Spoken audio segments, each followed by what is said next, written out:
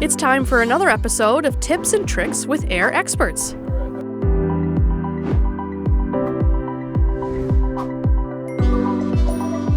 Let's turn up the heat with 3 common water heater problems and how to fix them. If your home has no hot water and has an electric water heater, check the breaker. It might have tripped. For gas water heaters, check the pilot light and relight it if needed.